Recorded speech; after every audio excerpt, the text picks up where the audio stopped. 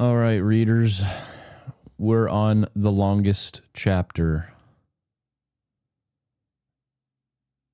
in the Book of Mormon. Jacob 5, the allegory of the olive tree. And I'm pretty pumped up about this because it has some very, very interesting things in it that most people, I think, are, I don't know, I don't want to say unaware of, but just not really, don't give it enough attention. What's up, McCoy? You finally made it to a live session. We may be the only two here. That's usually how it goes. But I'm glad you can make it, dude. I'm going to be looking into what you've sent about the Abraham and Isaac thing after this stream, because that is like, that's kind of blowing my mind. So yeah, I want to look at what you sent me. Look at that link after the stream today. But yeah, we've got a lot of verses to read. So I also have I came prepared, dude. I've got this chart up here. Of course, my display is not going to really let you see this one very well, but I've also got this one that kind of just shows the symbols. And I noticed also that like I've got this one. It's from this chart's from 2017, and I think the other one that I showed was like from 2024. But I thought it was interesting that these ones like say possible meaning. So even on the church website, like even in the manuals and their books, like they still are kind of aware that it's like not it's not set in stone. They're just possible meanings. What's up, EG? Am I an LDS member? I am, yes. I am an LDS member. I think there's a lot wrong with the LDS church, though. And I'll leave it at that. I wanted to do a deep dive on it. This will be good. I know that there's one thing in here that freaking is insane to me, but we'll see if there's more. And I'll point it out when we arrive to it. Okay, so Jacob chapter 5. The great allegory of the wild olive tree, the tame olive tree.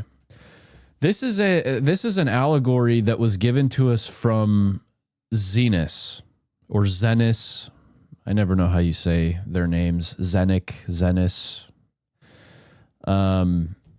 Zenos, he, as we've seen, this is not the first time that they've been mentioned in the Book of Mormon.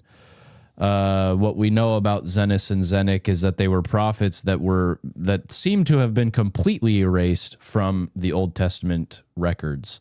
Nobody knows about them except for the people that believe in the Book of Mormon, as far as I know. And I believe, as do some of the, well, so it is a fact that in the Book of Mormon, when Zenos and Zenic are referenced, that a lot of the time they're referenced because of their writings of the Savior, of Jesus Christ. And I personally believe that that is the exact reason that they have seemingly been entirely removed from the Old Testament records. Whoever was manipulating the Bible back then, or even future, even later in the timeline, were manipulating the scriptures. Somebody didn't want people believing in Jesus Christ. Okay, So long-winded thing. That really, I don't even know how much that has to do with the chapter, but this is an allegory. This is a parable, ancient parable is what I'm saying.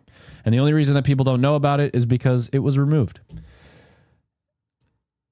And we have good reason to believe that this is very centered on the scriptures due to the Deuteronomical, I don't even know if that's how you say that, reforms.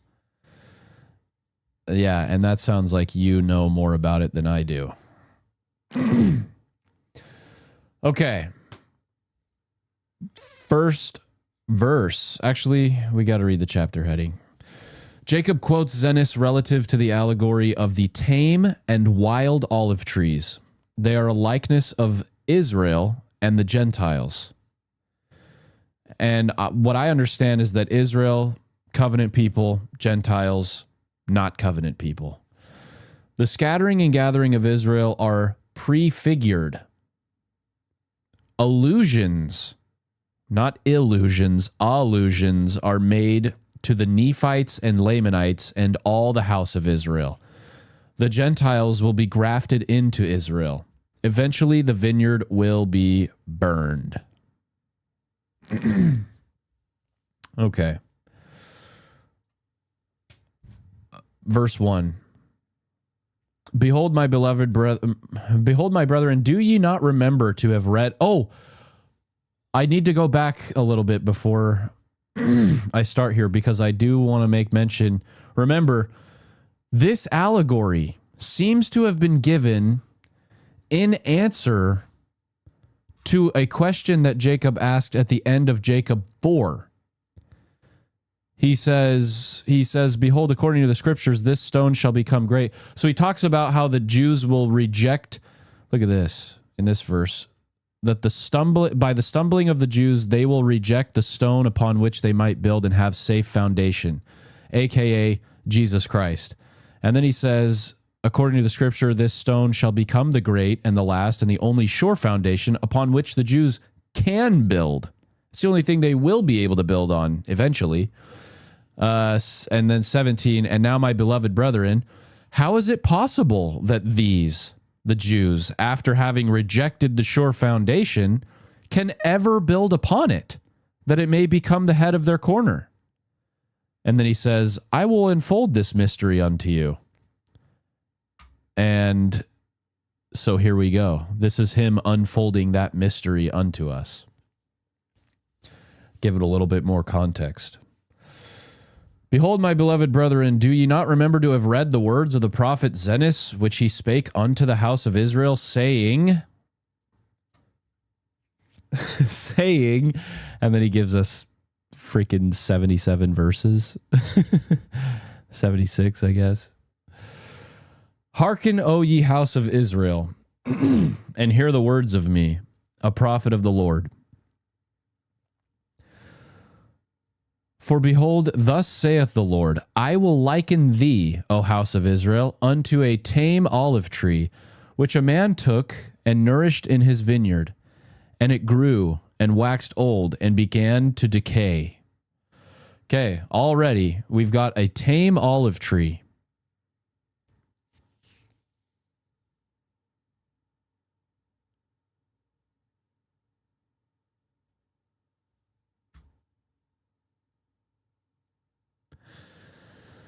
Okay, I got to figure out, we're going to ask ChatGPT.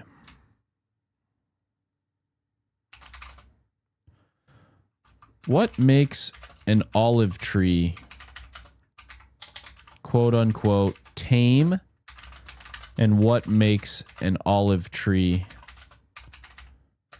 wild?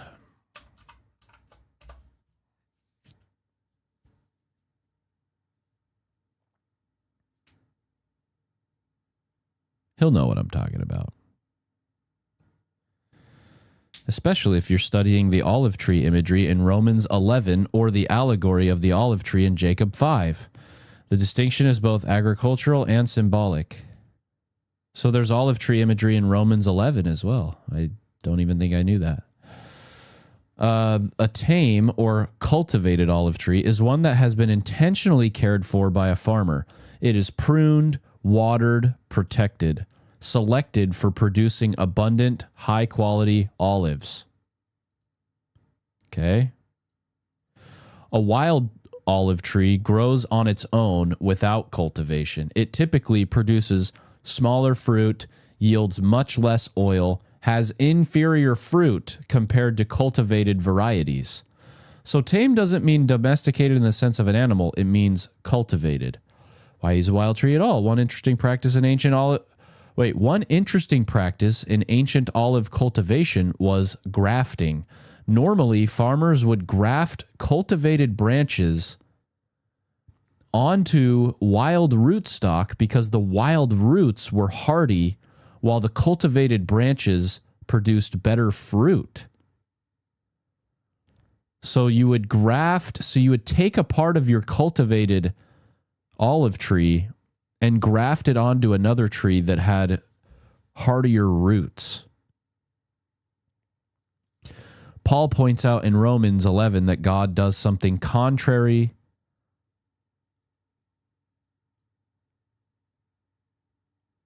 Paul points out in Romans 11 that God does something contrary to the usual agricultural practice. He does it backwards. He grafts wild branches into a cultivated tree. He even says this is contrary to nature.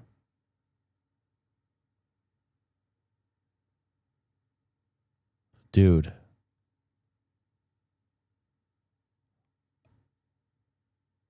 Okay, all right. I'm already having an aha moment. That unusual practice makes his theological point stronger. Symbolically in Scripture, the cultivated tame olive tree represents God's covenant people, the covenant established with Abraham, the source of nourishing spiritual life. The wild olive tree represents those outside the covenant. In Romans, cultivated branches broken off are unbelieving Israelites, wild branches grafted in, believing Gentiles. Okay, again, so this has been stressed several times already throughout the Book of Mormon, that just because you're part of the covenant people does not mean that you're, good to go. Does not mean that you're going to be saved. Paul's message is don't boast. Everyone depends on the same covenant root. God can graft natural branches back in. Don't boast. That's why, dude, because everybody has to be part of the covenant root. But he's capable of grafting branches into that root. Jacob 5 expands the symbolism enormously. Yeah, we're going to get to that. Why call Israel tame? Because Israel was the people God intentionally cultivated. Think of Isaiah 5, which you've already studied. There God compares Israel to a carefully tended vineyard. He planted it, protected it, cleared stones, expected good fruit. The olive tree imagery communicates the same idea. Israel was God's cultivated covenant people. The spiritual lesson: a tree isn't valuable simply because it's tame or wild. I will repeat that again. A tree isn't valuable simply because it's tame or wild. The question throughout Scripture is, does it bear good fruit? That is literally the exact thing that I'm wrestling with right now. God's work is always aimed at producing good fruit, whether through natural branches, grafted branches, or restored branches. In simple terms, a tame olive tree is a cultivated olive tree that has been carefully tended to produce good fruit. A wild olive tree grows naturally without cultivation and generally produces inferior fruit. Spiritually, the tame tree symbolizes God's covenant people and his nurturing care, while the wild tree represents those outside the covenant. Through Christ, however, God is able to graft wild branches into his covenant family and even restore natural branches that have been broken off. Okay, thanks, ChatGPT. So we're likening Israel unto a tame olive tree, which a man took and nourished in his vineyard, and it grew and waxed old and began to decay. Okay, now you can't see this. Wait, was that the first? That was the third verse. Okay. So I'm going to read this little chart here. There's not much to read on it. God sees the apostasy of ancient Israel. This is verses 3 through 14, according to the chart. You can't see it because it's on the left where I am. That's where you would see it if the screen kept going. God sees the apostasy of ancient Israel. He sends prophets to cry repentance, but few people listen. He allows the wicked to be destroyed and brings in the Gentiles. A few righteous branches of Israel are scattered around the world. The tame olive tree is dying, verses 3 and 4. The master prunes and fertilizes. A few new branches grow, but the top is still dying. Withered branches are burned. Wild olive tree. Main branches are removed and wild branches are grafted in. Tender branches are hidden. Okay, this is all going to make sense. So the man took it, nourished it, took good care of it in the vineyard. It grew, but it waxed old and began to decay. Apostasy started to happen. And it came to pass that the master of the vineyard went forth, and he saw that his olive tree began to decay. The master of the vineyard being God, or Christ, or, doesn't really matter between the two. And it came to pass that the master of the vineyard went forth, and he saw that his olive tree began to decay. And he said, I will prune it, and dig about it, and nourish it, that perhaps it may shoot forth young and tender branches, and it perish not. So I think that's the sending forth prophets and trying to take care of it and, nourish it. Verse 5, and it came to pass that he pruned it and digged about it and nourished it according to his word. It came to pass that he pruned it and digged about it and nourished it according to his word. So he did that.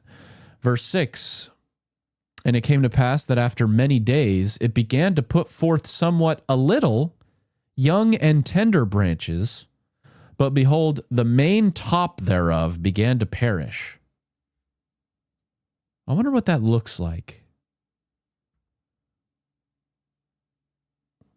What does that actually mean?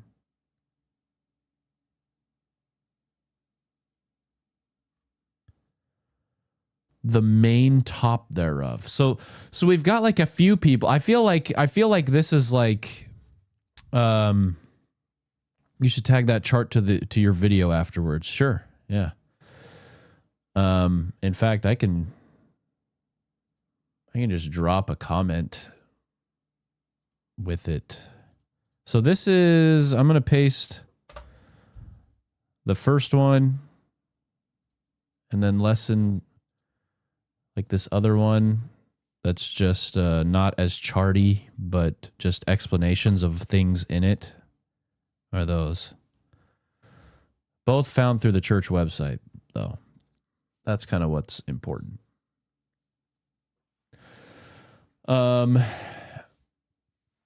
And it came to pass that after many days it began to put forth some. Okay, so the main top thereof began to perish. So I'm thinking that you get. I mean, the best example that I can think of, the clearest to paint this picture is you have someone like Nephi. Lehi, Nephi, maybe even Jeremiah was around at the time, but it's like they were the crazy guys.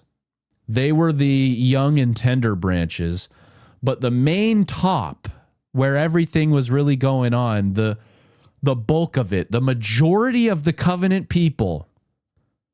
I'll say that again. The majority of the covenant people were beginning to perish. You had a few young and tender branches. Most of it was still on the way out, though. Even after the Lord of the vineyard was pruning it and taking care of it. So let's see what the master of the vineyard does. And it came to pass that the master of the vineyard saw it, and he said unto his servant, It grieveth me that I should lose this tree. Wherefore, go and pluck the branches from a wild olive tree.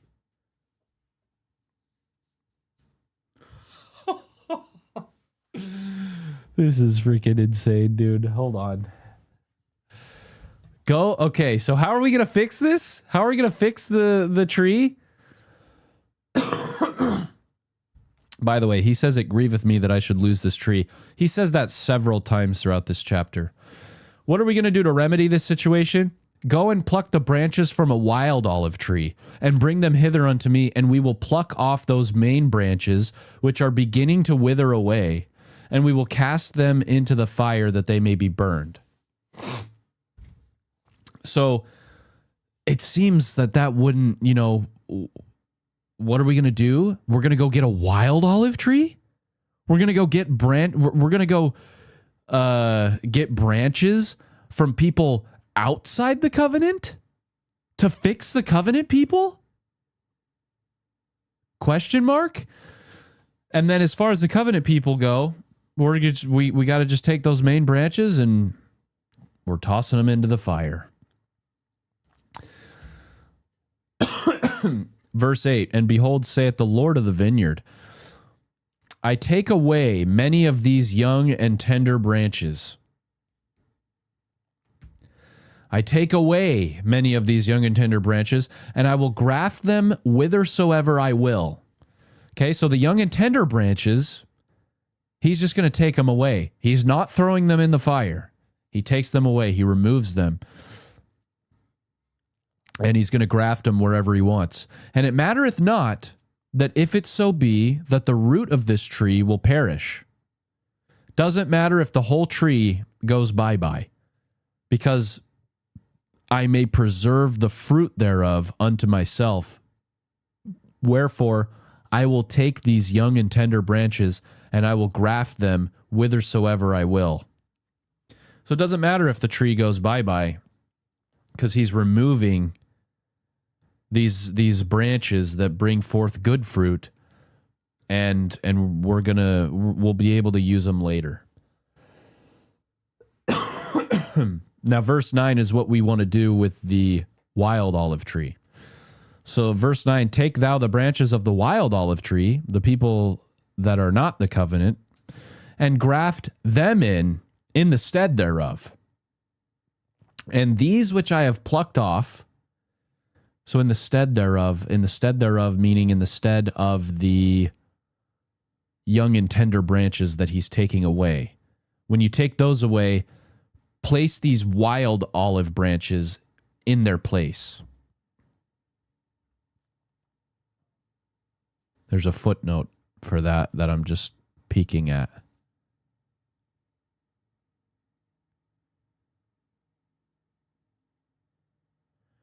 Acts 14:27 says, And when they were come, they had gathered the church together. They rehearsed all that God had done with them, and how he had opened the door of faith unto the Gentiles. Okay, so we're going to take the branches of the wild olive tree and graft them in the stead thereof. And these which I have plucked off, I will cast into the fire and burn them, that they may not cumber the ground of my vineyard.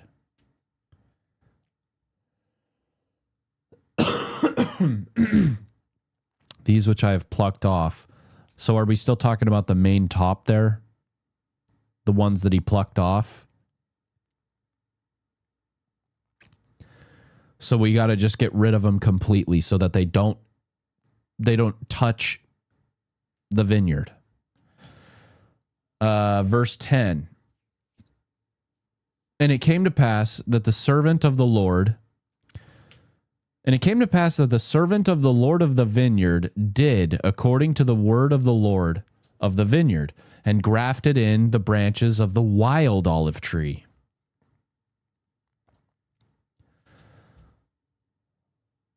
So I'm just trying to think of like when that may have happened.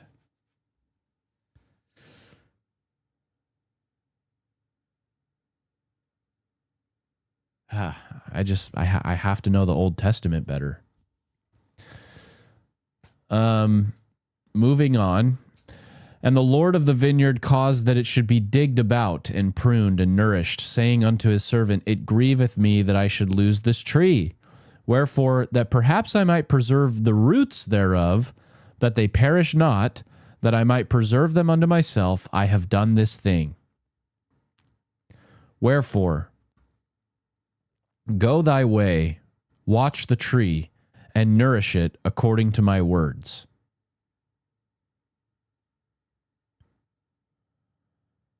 So he wants to preserve the roots, so he grafts in wild branches. What was that thing that ChatGPT said about?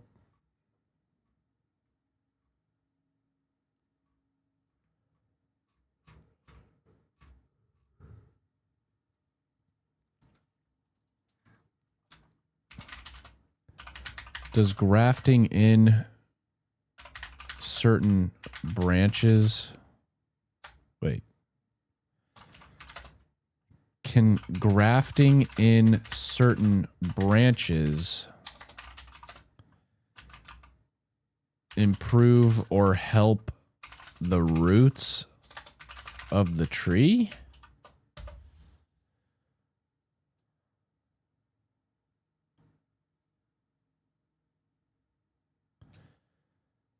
Yes, in fact, that's one of the fascinating things about olive horticulture. So I'm just asking this because it's like, in order to preserve the roots, why is the remedy to that grafting in branches, wild branches? It seems like just the roots help the branches. Why? How do the branches help the roots? That doesn't make sense to me. But that's one of the fascinating things about olive horticulture, apparently. A graft can influence the health and vigor of the whole tree, although it doesn't literally change the genetic makeup of the roots. Here's how it works. Agriculturally, the roots provide water, minerals, anchorage, stored nutrients. The grafted branches, called the scion, provide leaves that photosynthesize, sugars that feed the entire tree, hormones that influence growth. Because the leaves manufacture food, healthy branches actually send nutrients back down into the trunk and roots. If a tree has poor or diseased branches, the roots may weaken because they're receiving less energy. Wow. Wowie, wowie, wowie. What's up, Timmy? You're not super late this time, but you're not early. You're early enough, though. Dude, that's crazy. This is, I feel like, one of the many reasons why we're using olive trees and olive branches in the first place to symbolize this whole thing. That the branches actually send nutrients back down into the trunk and roots. If a tree has poor diseased branches, the roots may weaken because they're receiving less energy. If vigorous, healthy branches are grafted on. Oh, if vigorous, healthy branches are grafted on, the whole tree, including the roots, can become healthier. Thanks, Timmy. Love you too. In a real sense, healthy branches can help sustain and strengthen the root system even though they don't genetically alter it. This sheds light on Jacob 5. If you've been reading the allegory in Jacob 5, you'll notice the Lord of the Vineyard sometimes grafts branches back into the same tree to preserve the roots. That isn't just symbolic, it reflects real horticultural logic. That's so crazy, dude. And to think that Joseph Smith just made this up. There's just no, dude. No. Come on. The roots represent the ancient covenant made with the patriarchs. The branches represent covenant peoples and generations. When the Lord says trying to preserve the roots, he's preserving the covenant, the promises, the life of the tree. The new branches, if they bear good fruit and healthy leaves, keep the whole tree alive.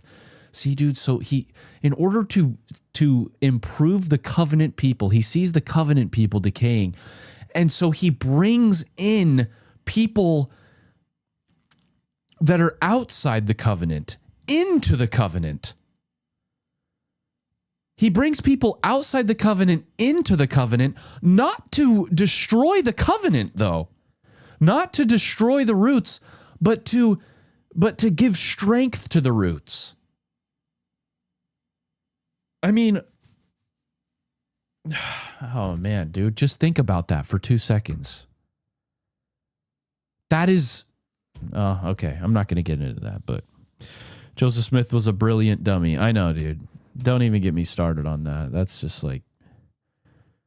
Joseph Smith, according to the critics, is just an impossible human being. He's the smartest man that ever lived, and at the same time, he's also the dumbest man that ever lived. And he is everything in between. He's a person that can't exist.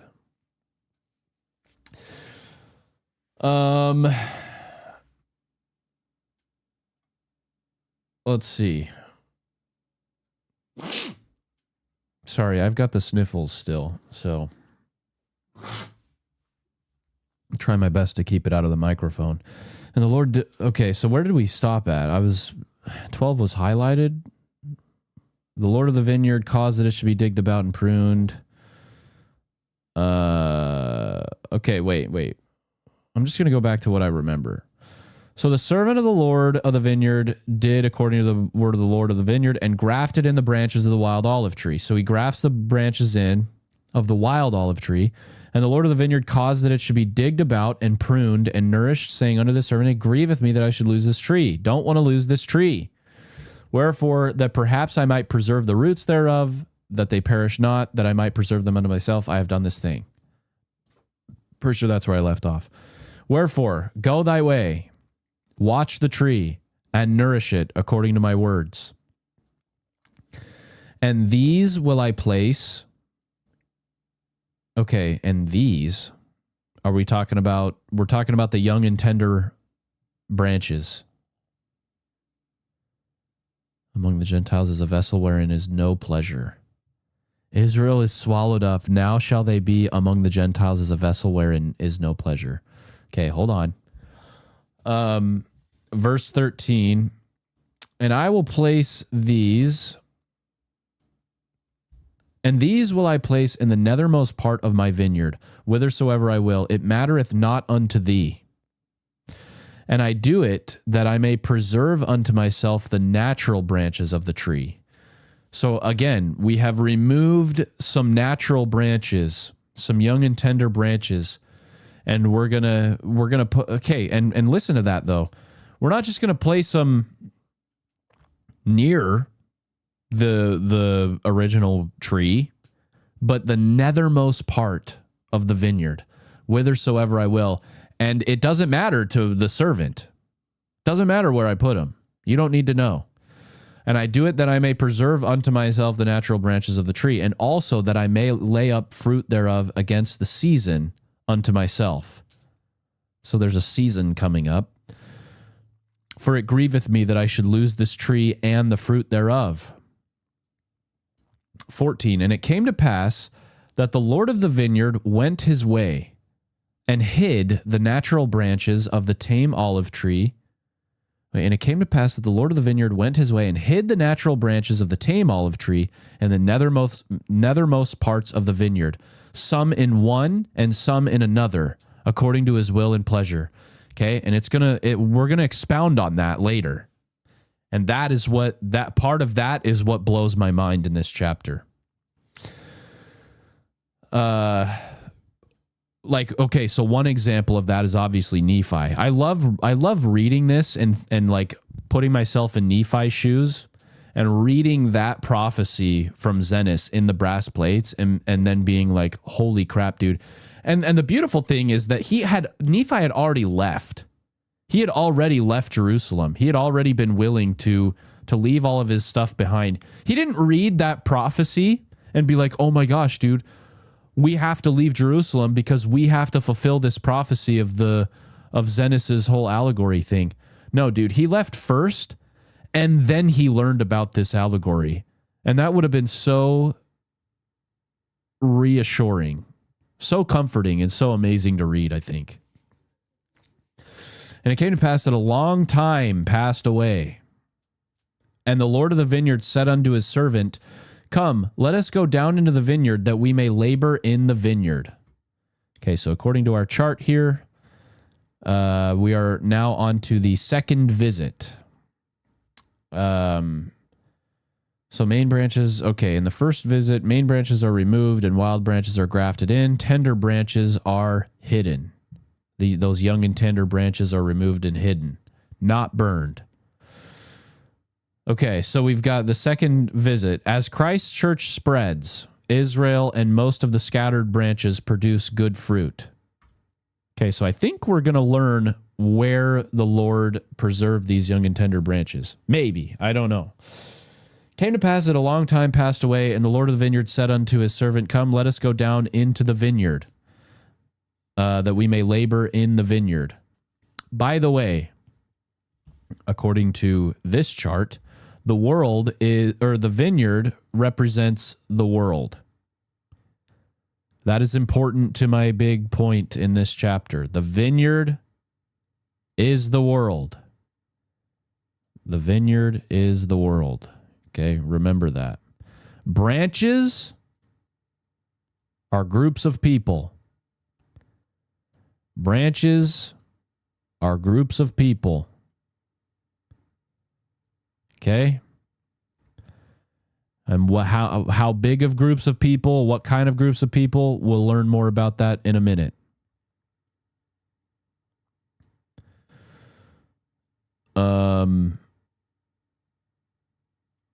Okay. It came to pass that a long time passed away. Okay, so we're going down in the vineyard for the second time. And it came to pass that the Lord of the vineyard and also the servant went down into the vineyard to labor. And it came to pass that the servant said unto his master, behold, look here, behold the tree.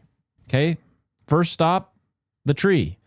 It came to pass that the Lord of the vineyard looked and beheld the tree in the which the wild olive branches had been grafted.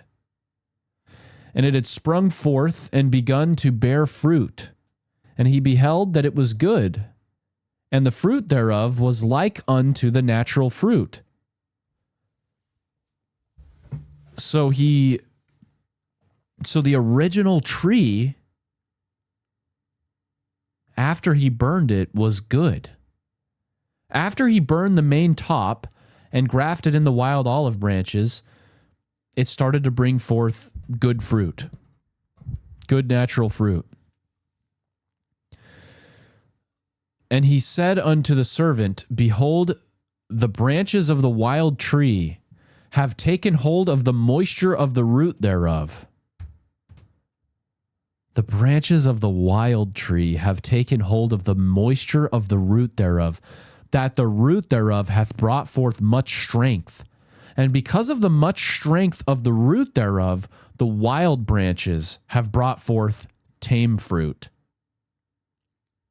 Remember, the people outside the covenant have now brought forth tame fruit because they held on, because they took hold of the moisture of the roots. Now, if we had not grafted in these branches, the tree thereof would have perished. And now, behold, I shall lay up much fruit. And now, behold, I shall lay up much fruit, which the tree thereof hath brought forth, and the tree thereof I shall lay up against the season unto mine own self. So we're going to lay up the whole tree. We're going to lay up. When did that happen, dude? What? which the tree thereof hath brought forth, and the fruit thereof I shall lay up against the season.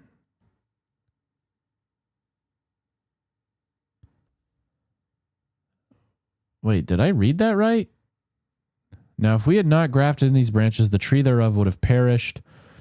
And now, behold, I shall lay up much fruit, which the tree thereof hath brought forth, and the fruit thereof I shall lay up against the season. Okay, I completely read that wrong. He's not laying up the tree, but the fruit he's laying up against the season unto mine own self. Verse 19, and it came to pass that the Lord of the vineyard said unto the servant, come, let us go to the nethermost part of the vineyard. Or in other words, lay up, or in other words, to the nethermost part of the world. And behold, if the natural branches of the tree have not brought forth much fruit also. Oh, and behold, if the natural branches of the tree have not brought forth much fruit also, that I may lay up of the fruit thereof against the season unto mine own self. Again, so there's this season that we're preparing for. There's this season that the Lord is trying to reap as much natural fruit against the season. So now we're going to go take a trip to the nethermost parts of the vineyard where he placed those young and tender branches. See if they produce some good fruit for him. And if we know anything about the Nephites, well, let's see. Verse 20. And it came to pass that they went forth whither the master had hid the natural branches of the tree. And he said unto the servant, behold these. And he beheld the first, that it had brought forth much fruit. And he beheld also that it was good. And he said unto the servant, take of the fruit thereof, and lay it up against the season, that I may preserve it unto mine own self. For behold, said he, this long time have I nourished it, and it hath brought forth much fruit.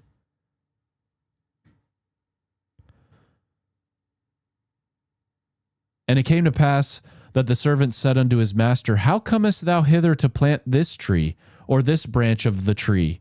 For behold, it was the poorest spot in all the land of thy vineyard. Okay. This is where it starts to get deep. So we see this word first. Behold these, and he beheld the first, that it hath brought forth much fruit. There's a number of branches that he scattered. See, and we're gonna continue to read about this. I understand, I'm looking ahead here, that there's 3 branches. So here we're reading about the first. So the first brings forth good fruit. And the Lord's like, take it and let's preserve it.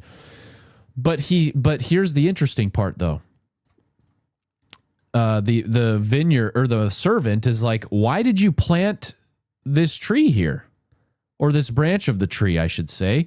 For behold, it was the poorest spot in all the land of thy vineyard. AKA, why did you take these people, this group of people, to this place in order to get good fruit? It's the worst possible place that you could have brought them on the entire earth. Ponder that, chat. Ponder where that might be. It gets crazier. And the Lord of the vineyard said unto him, counsel me not. I knew that it was a poor spot of ground. Wherefore I said unto thee, I have nourished it this long time, and thou beholdest that it hath brought forth much fruit. By the way, if you think I'm interpreting this incorrectly, just wait, dude. It will become even clearer. And the Lord of the vineyard said unto him, counsel me not. Don't question my decision. I knew that it was a poor spot of ground. I knew that place sucked.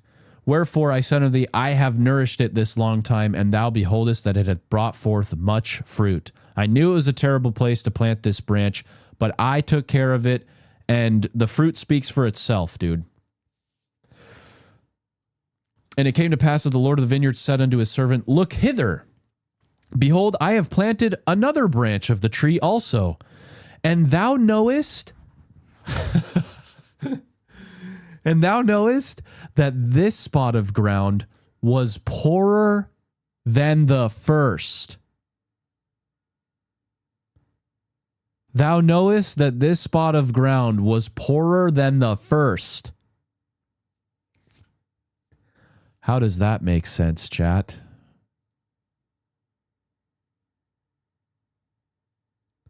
How does that make sense?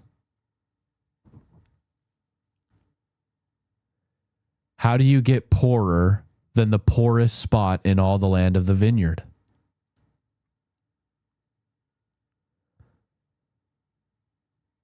How do you get a spot that's poorer than the poorest spot in all the land of thy vineyard?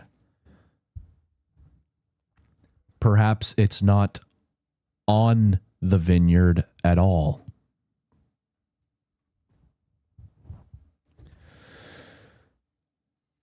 Behold, I have planted another branch of the tree also, and thou knowest that this spot of ground was poorer than the first. It's even worse living conditions than the worst place on the planet. But behold the tree. I have nourished it this long time, and it hath brought forth much fruit. Therefore gather it and lay it up against the season, that I may preserve it unto mine own self. Okay, and spoiler alert, we're going to get to the good part of the vineyard and see that the tree, that the natural branches there produced bad fruit. You'll notice that in this chapter, the branches that were placed in terrible spots of the vineyard were actually the ones that produced the best fruit, and then vice versa. The branches that were planted in the good spots of ground produced bad fruit. 24, and it came to pass that the Lord of the vineyard said again unto his servant, Look hither, and behold, another branch also, which I have planted. This is our third branch. This is our third group of people. Behold, that I have nourished it also, and it hath brought forth fruit. And he said unto the servant, Look hither, and behold the last. Oh, wait, I'm counting 4. I'm counting 4 now. Let me just go back and make sure I'm counting this right. He beheld the first, that it had brought forth much fruit. Behold, I have planted another branch of the tree also. And look hither, and behold another branch also. I'm counting 4. Behold, and he doesn't even, and it came to pass that the Lord of the vineyard said again unto his servant, Look hither, and behold another branch also, which I have planted. He doesn't even tell us about the ground that he planted it in. He just says, and there's another branch of people that I planted. I'm not even going to tell you where its relation to where it is in the vineyard or not on the vineyard or whatever. Behold, but what we do know is that it brought forth fruit. And he said unto the servant, Look hither, and behold the last. Behold, this have I planted in a good spot of ground. The last one we planted in a good spot of ground. Oh, and by the way, this is in chronological order as well. And you'll notice a little first shall be the last and last shall be first action here. But these were placed in chronological order. Okay? Nephi, I will, again, another spoiler alert, the last one that we're talking about here was Nephi. And so all these other groups of people, these branches were broken off before Nephi. Nephi was the last one. Well, he was part of the last one, I should say. Behold, this have I planted in a good spot of ground, a.k.a. the promised land, the American continent. Very plentiful, very great living conditions. Behold, this have I planted in a good spot of ground, and I have nourished it this long time, and only a part of the tree hath brought forth tame fruit, and the other part of the tree hath brought forth wild fruit.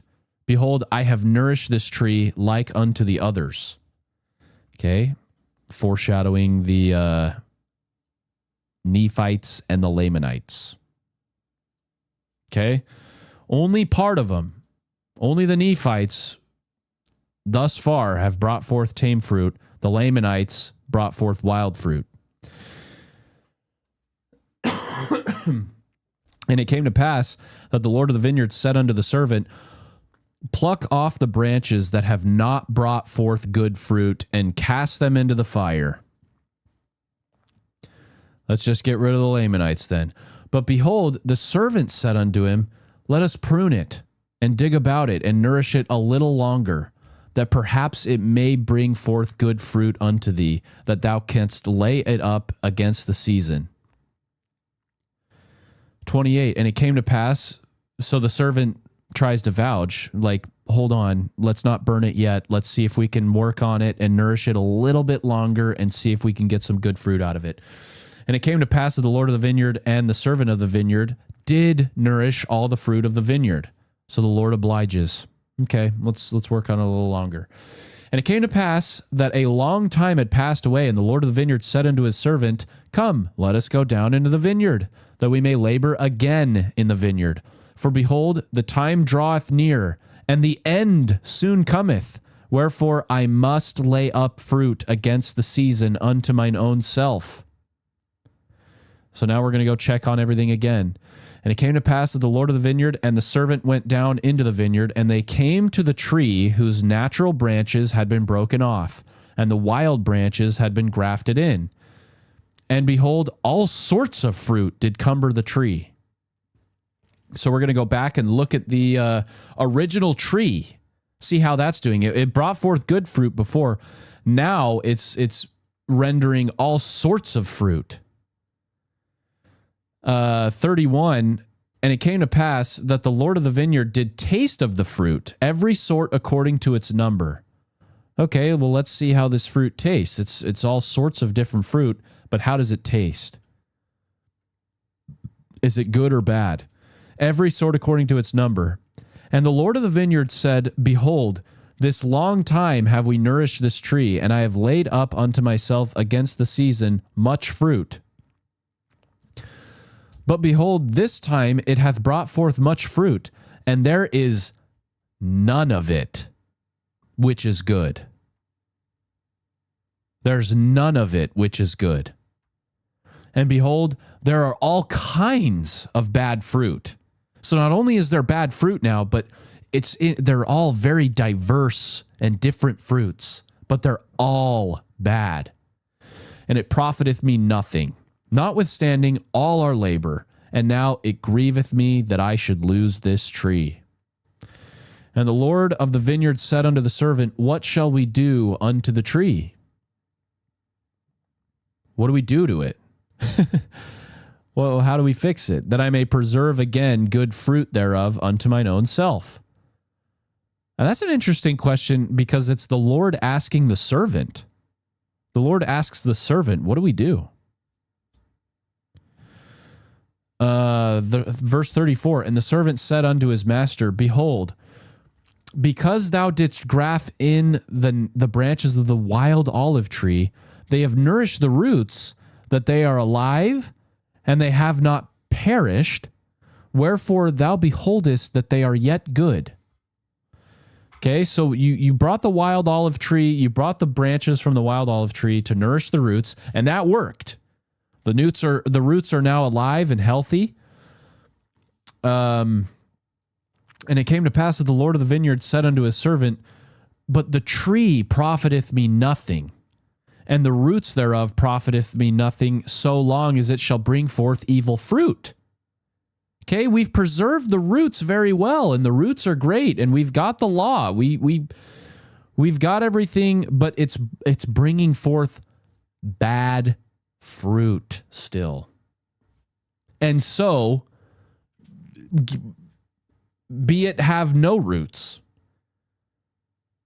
Whether it has roots or not, doesn't matter because it's bringing me forth bad fruit.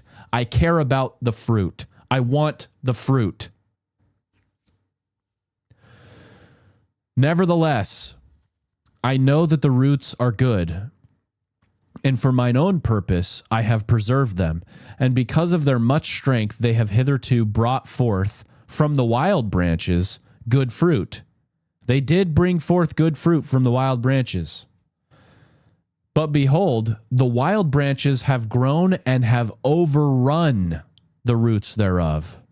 And because that the wild branches have overcome the roots thereof, it hath brought forth much evil fruit. And because it hath brought forth so much evil fruit, thou beholdest that it beginneth to perish, and it will soon become ripened, that it may be cast into the fire, except we should do something for it to preserve it.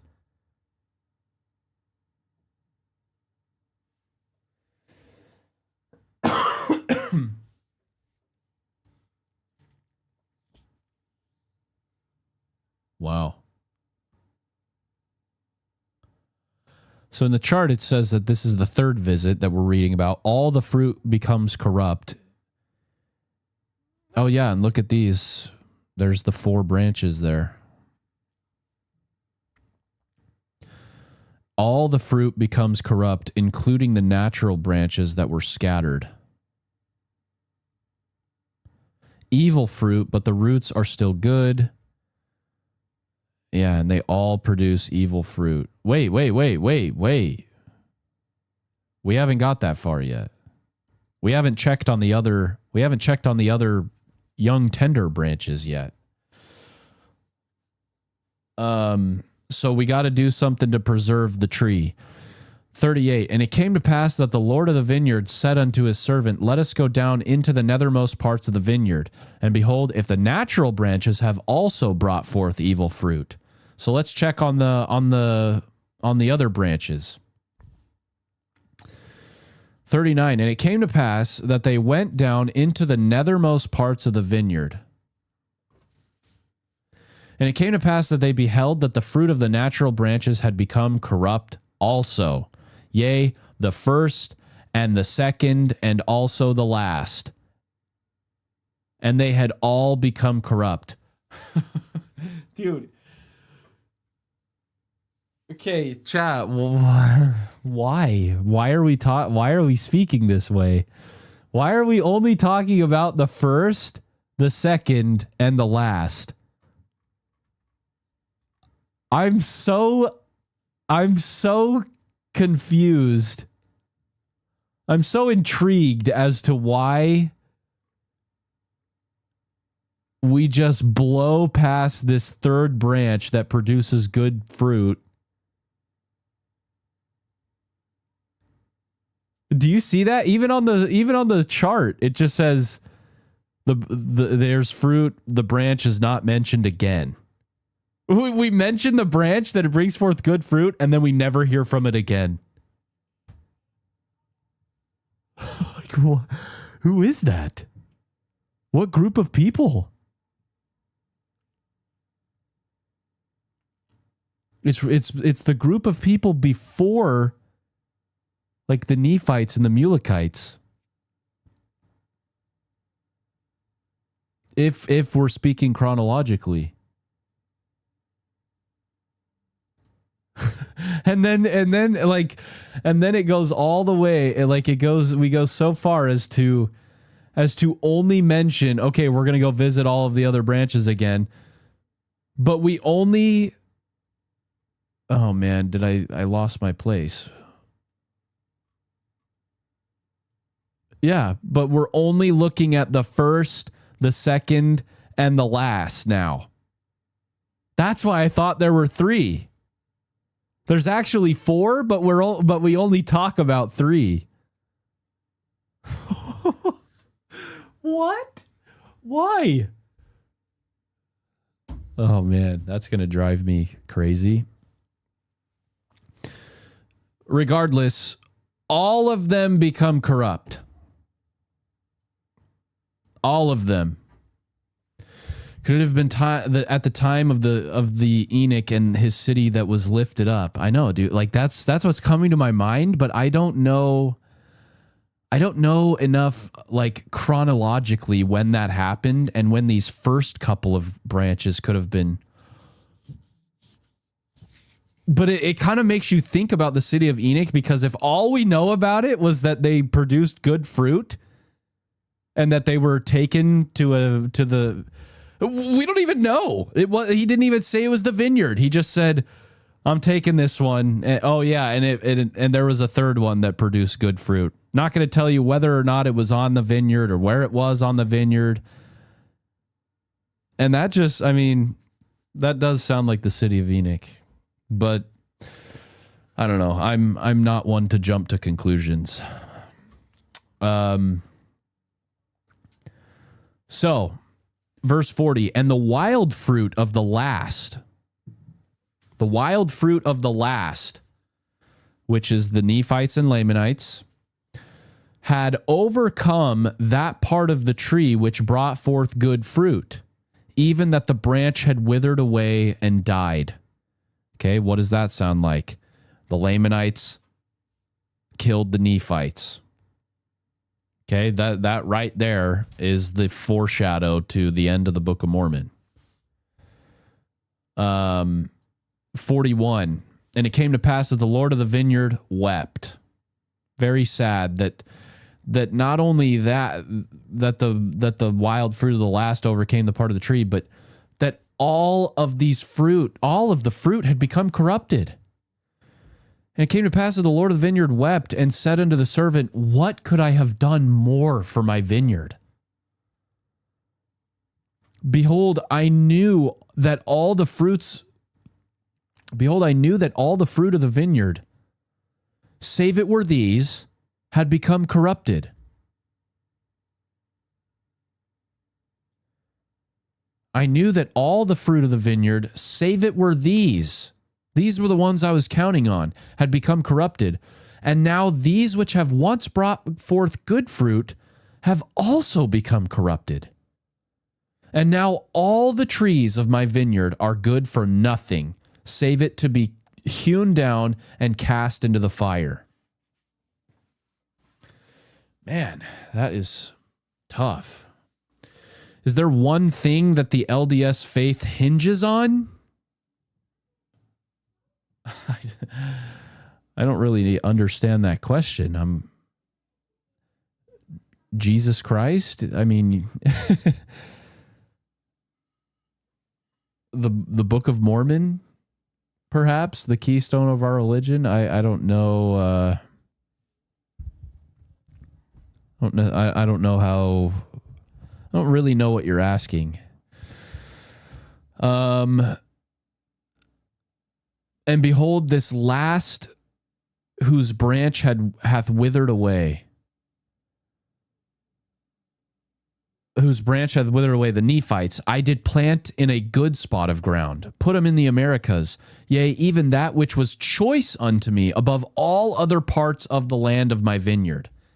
Okay, and we have heard several times already throughout the Book of Mormon that the Americas are the promised land. It's the choicest land on the earth, and there are many promises that are continue to be fulfilled today.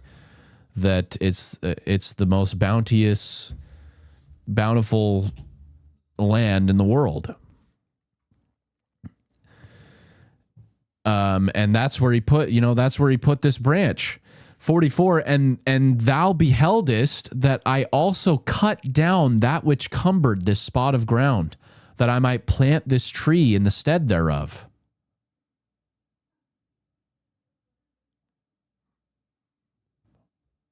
That's an interesting scripture.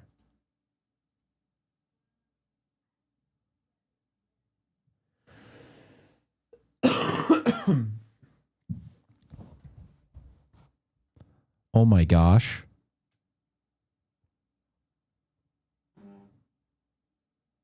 I low-key forgot about the Jaredites, dude.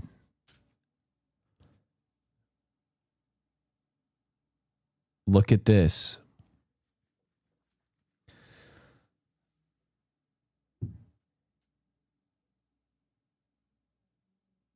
he's referencing the Jaredites. The footnote, you can't see the footnote, but the footnote to cumbered is Moroni chapter 9:23. It says, "And if they perish, it will be like unto the Jaredites, because of the willfulness of their hearts, seeking for blood and revenge." So the Lord is telling the servant of the vineyard, he's like, you saw that I wiped the land so that I could plant the Nephites and the Lamanites here. I wiped the Jaredites out so that they wouldn't cumber this spot of ground.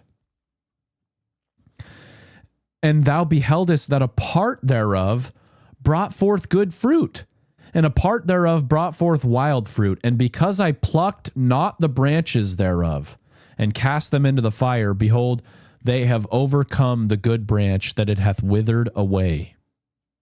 Because I didn't get rid of the Lamanites, they overran the Nephites. "And now, behold, notwithstanding all the care which we have taken of my vineyard, the trees thereof have become corrupted, that they bring forth no good fruit. And these I had hoped to preserve, to have laid up fruit thereof against the season unto mine own self. But behold, they have become like unto the wild olive tree, that they bring forth no good fruit. And these I had hoped to preserve, to have laid up fruit thereof against the season unto mine own self. But behold, they have become like unto the wild olive tree, and they are of no worth but to be hewn down and cast into the fire, and it grieveth me that I should lose them." So this is like the great apostasy. All the trees are corrupt now. 47, "But what could I have done more in my vineyard? Have I slackened mine hand, that I have not nourished it? Is it my fault? Nay, I have nourished it, and I have digged about it, and I have pruned it, and I have dunged it, and I have stretched forth mine hand almost all the day long, and the end draweth nigh. And it grieveth me that I should hew down all the trees of my vineyard, and cast them into the fire, that they should be burned." Who is it that has corrupted my vineyard? Who did this? "And it came to pass that the servant said unto his master, Is it not the loftiness of thy vineyard?" The loftiness of the world? "Have not the branches thereof overcome the roots which are good?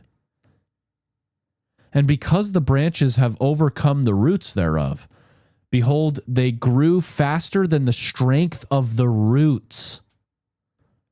They grew faster than the strength of the roots, taking strength unto themselves. Behold, I say, is not this the cause that the trees of thy vineyard have become corrupted? Dude, there is a deep meaning in that scripture that I believe is very applicable to the state of the church right now. And it's pride, dude. There it is. The footnote to that is just like the topical guide: haughtiness and pride.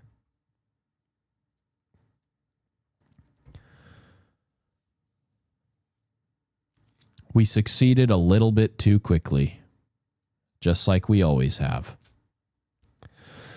49, "And it came to pass that the Lord of the vineyard said unto the servant, Let us go to. It came to pass that the Lord of the vineyard said unto the servant," that the Lord of the vineyard said unto the servant, "Let us go to, and hew down the trees of the vineyard, and cast them into the fire." Okay, so now the Lord is saying, now the Lord again is just like, all right, well, time to burn. that they shall not cumber the ground of my vineyard, for I have done all.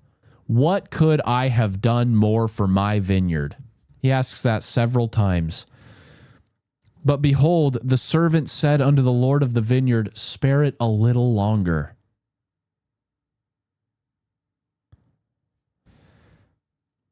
And the Lord said, yea, I will spare it a little longer, for it grieveth me that I should lose the trees of my vineyard. 52. Wherefore, let us take of the branches of these which I have planted in the nethermost parts of my vineyard. Okay.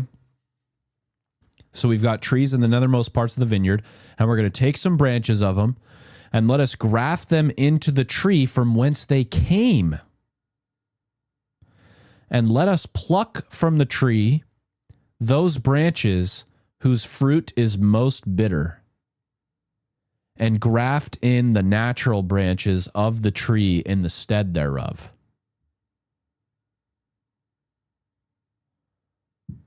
Let us graft them into the tree from whence they came, and let us pluck from the tree those branches whose fruit is most bitter, and graft in the natural branches of the tree in the stead thereof.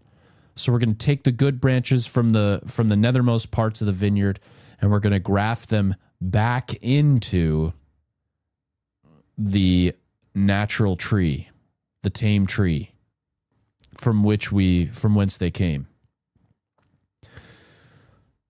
53, and this will I do that the tree may not perish, that perhaps I may preserve unto myself the roots thereof for mine own purpose. So now we're going to try to strengthen the roots once again, but not by getting the wild olive tree, but the tame branches once again. 54, and behold, the roots of the natural branches of the tree, which I planted whithersoever I would, are yet alive. Okay. I got to keep track here. So now he's saying that the roots of the trees that he's scattered are alive. Not the roots of the original tree. That's the one that we're trying to strengthen. But the roots of the natural branches that have been planted whithersoever, those ones are yet alive.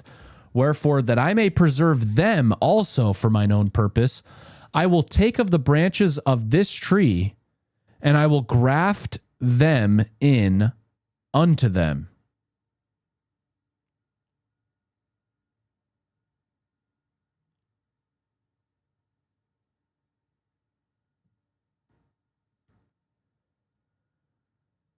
And behold, the roots of the natural branches of the tree which I planted whithersoever I would are yet alive, that I may preserve them also for. And I will take the branches of this tree,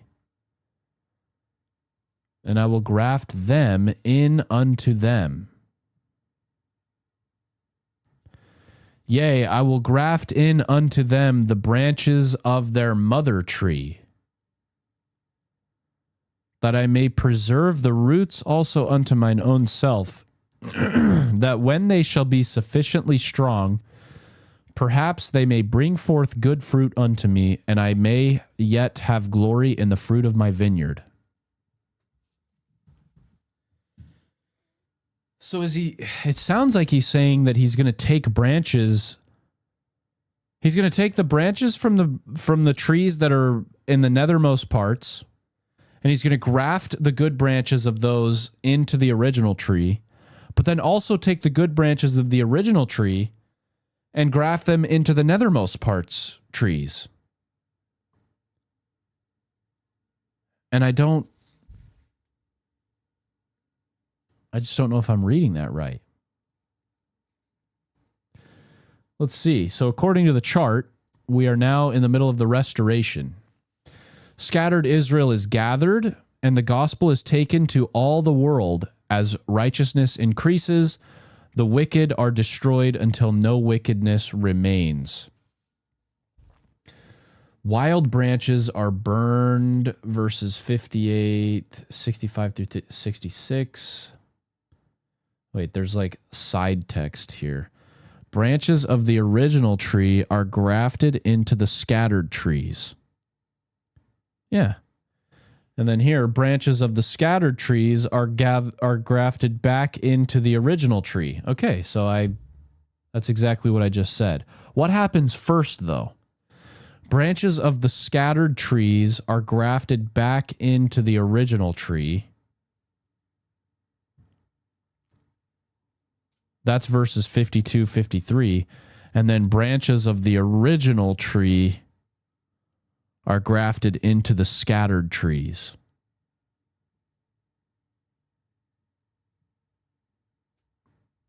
Huh.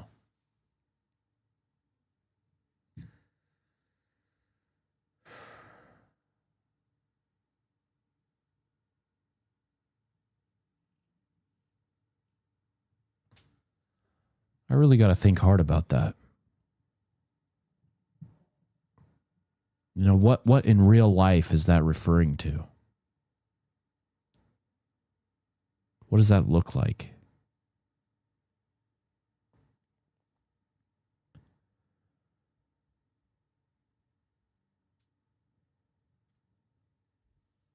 Let's keep reading. And it came to pass, so again, we're doing a little switcheroo. We're just doing a little, I don't know, you know. We're grafting everything into each other. And it came to pass that they took from the natural tree, which had become wild, and grafted in unto the natural trees, which also had become wild. And they also took of the natural trees which had become wild, and grafted into their mother tree. Right, so they do the switcheroo. And the Lord of the vineyard said unto the servant, pluck not the wild branches from the trees. Don't touch the wild branches. Save it be, except for those which are most bitter. And in them ye shall graft according to that which I have said. 58, and we will nourish again the trees of the vineyard, and we will trim up the branches thereof, and we will pluck from the trees those branches which are ripened, that must perish, and cast them into the fire. And we will nourish again the trees of the vineyard, and we will nourish again the trees of the vineyard, and we will trim up the branches thereof, and we will pluck from the trees those branches which are ripened, that must perish, and cast them into the fire. And this I do, that perhaps the roots thereof may take strength because of their goodness, and because of the change of the branches, that the good may overcome the evil. And because that I have preserved the natural branches,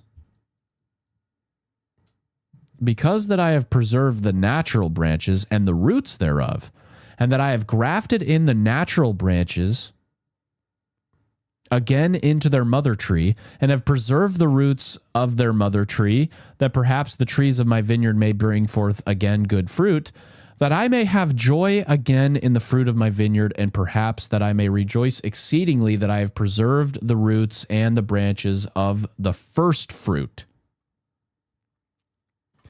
Wherefore, go to and call servants, that we may labor diligently with our might in the vineyard, that we may prepare the way, that I may bring forth again the natural fruit.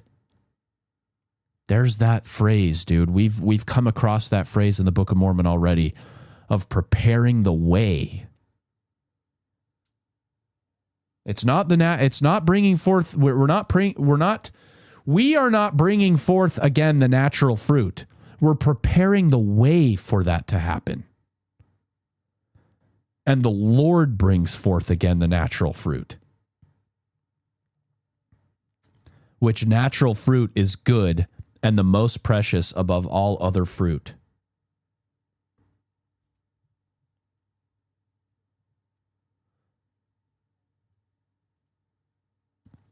62, wherefore let us go to and labor with our might this last time. For behold, the end draweth nigh, and this is for the last time that I shall prune my vineyard. Graft in the branches, begin at the last day, or graft in the branches, begin at the last, that they may be first, and that the first may be last. And dig about the trees, both old and young, and that the first may be last, and dig about the trees, both old and young, the first and the last and the first, that all may be nourished once again for the last time. So again, there's this reverse order in which they were scattered, that they are grafted back in.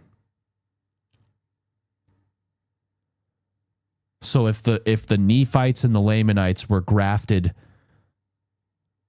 last, or were scattered last, they have clearly become grafted in first. And if the city of Enoch is next in line, then they are the next they're the next branch to be grafted back in. And I don't know if it's the city of Enoch, but whatever that branch is that we were talking about, that is the next one to be brought back in. And then it's the one from the worst spot off of the vineyard, worse than the worst. And then the last one would be the one that was grafted into the poorest spot in all the vineyard. There's an order to this. Wherefore dig about them and prune them and dug them once more for the last time, for the end draweth nigh. And if it so be that these last grafts shall grow and bring forth the natural fruit, then shall ye prepare the way for them, that they may grow.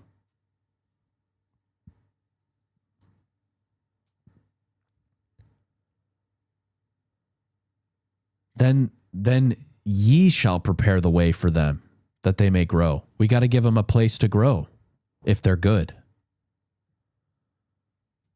The restoration also means a restoration of the earth. So, yeah, the city of Enoch. Yeah, there's the restoration is an ongoing process. There's a heck of a lot more to be restored. We know that much. And as they begin to grow, ye shall clear away the branches which bring forth bitter fruit, according to the strength of the good and the size thereof. And ye shall not clear away the bad thereof all at once, lest the roots thereof should be too strong for the graft, and the graft thereof shall perish, and I lose the trees of my vineyard. Oh man, that's another interesting scripture. So as these grafts begin to grow, we're going to clear away the bad branches according to the strength, to the good and the size of the good trees, of the good branches. And you shall not, but we're not going to clear the bad away all at once. Because if we do that, then the roots, the good, remember the roots are good. But if we clear all the bad at once, then the roots will be too strong for the graft. I feel like that's the concept of, like, there's so much truth to the gospel that I have found. I always tell people I read through, like, the major documents of, like, anti-Mormon literature. I mean, I really freaking examined those pretty extensively. And I found that most of the things in there were actually things that were true, but that the saints just aren't ready to hear. And I feel like that concept is what we're talking about here. If we clear all the bad thereof all at once, if we just cut tradition off all in one day, like we're just not ready to do that. And the roots will be too strong for the graft, and the graft will perish. We're not ready to behold the glory of God. 66, for it grieveth me that I should lose the trees of my vineyard. Wherefore ye shall clear away. Wait, for it grieveth me that I should lose the tree of my vineyard. Wherefore ye shall clear away the bad according as the good shall grow. So how fast do we clear away the bad then? Well, exactly as fast as the good shall grow. That the root and the top may be equal in strength, until the good shall overcome the bad. Dude.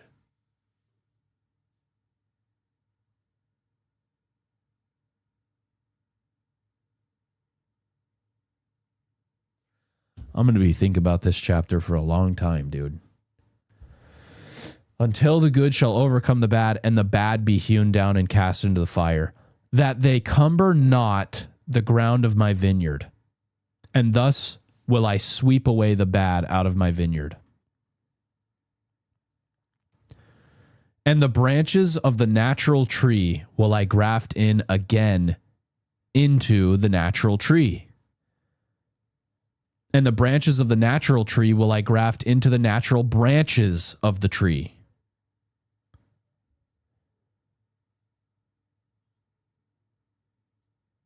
And thus will I bring them together again, that they shall bring forth the natural fruit, and they shall be one. And the bad shall be cast away, yea, even out of all the land of my vineyard. For behold, only this once will I prune my vineyard. And it came to pass that the Lord of the vineyard sent his servant, and the servant went and did as the Lord had commanded him, and brought other servants, that they were few. And it came to pass that the Lord of the vineyard sent his servant, and the servant went and did as the Lord had commanded him, and brought other servants, and they were few. Not a lot. And the Lord of the vineyard said unto them, Go to and labor in the vineyard with your might. For behold, this is the last time that I shall nourish my vineyard. For the end is nigh at hand, and the season speedily cometh. And if ye labor with your might with me, ye shall have joy in the fruit which I shall lay up unto myself against the time which will soon come. And it came to pass that the servants did go and labor with their mights, and the Lord of the vineyard labored also with them. The Lord of the vineyard labored also with them. What a dope scripture. And they did obey the commandments of the Lord of the vineyard in all things. And there began to be the natural fruit again in the vineyard, and the natural branches began to grow and thrive exceedingly. And the wild branches began to be plucked off and to be cast away, and they did keep the root and the top thereof equal according to the strength thereof. And thus they labored with all diligence according to the commandments of the Lord of the vineyard, even until the bad had been cast away out of the vineyard.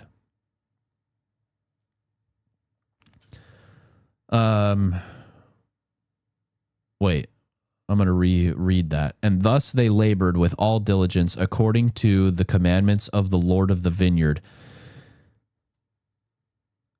even until the bad had been cast away out of the vineyard, and the Lord had preserved unto himself that the trees had become again the natural fruit, and they became like unto one body, and the fruits were equal. And the Lord of the vineyard had preserved unto himself the natural fruit, which was most precious unto him from the beginning. And the fruits were equal. And the Lord of the vineyard had preserved unto himself the natural fruit, which was most precious unto him from the beginning. And it came to pass that when the Lord of the vineyard saw that his fruit was good, and that his vineyard was no more corrupt, He called up his servants and said unto them, Behold, for this last time have we nourished my vineyard, and thou beholdest that I have done according to my will, and I have preserved the natural fruit, that it is good, even like as it was in the beginning. And blessed art thou, for because ye have been diligent in laboring with me in my vineyard, and have kept my commandments, and have brought unto me again the natural fruit. Because ye have been diligent in laboring with me in my vineyard, and have kept my commandments, and have brought unto me again the natural fruit, that my vineyard is no more corrupted, and the bad is cast away, behold, ye shall have joy with me because of the fruit of my vineyard. For behold, for a long time will I lay up of the fruit of my vineyard unto mine own self against the season, which speedily cometh. And for the last time have I nourished my vineyard, and pruned it, and dug about it, and dunged it. Wherefore I will lay up unto mine own self of the fruit, for a long time, according to that which I have spoken. And when the time cometh that evil fruit shall again come into my vineyard, then will I cause the good and the bad to be gathered, and the good will I preserve unto myself, and the bad will I cast away into its own place. And then cometh the season and the end, and my vineyard will I cause to be burned with fire. And that's like the very end, I believe. That's like at the end of the millennium. This long time where he lays up the fruit of my vineyard, I feel like is the millennium. And then when Satan's loosed at the end of it, and evil fruit comes again into the vineyard, then we just separate the good and the bad, and we just burn it all. We burn the whole vineyard. Wow.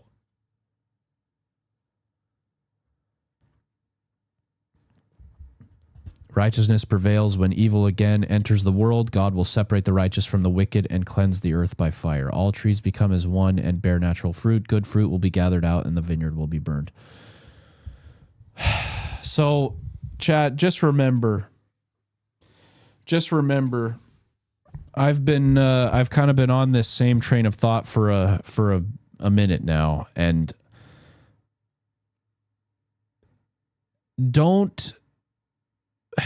it's becoming very clear to me that we're not waiting for Jesus to come and turn us into the city of Enoch-esque people that we're destined to be, that we're prophesied to be. That's not his role. We are to become one. We're to be gathered and become that one, so that we may meet Jesus when he comes again. He does not return with the purpose of making us into that. We become that utopian people in order to meet him when he comes. Remember that. And if you feel like that's going to take centuries, if you feel like there's no way that that's going to happen anytime soon, remember that there are a lot of branches out there. There are a lot of branches out there that we don't know about that are going to make a return, and things can happen way faster than you think. But that is all I've got for Jacob 5. And we'll probably hit 6 and 7 in the same stream because, it's 6, 7.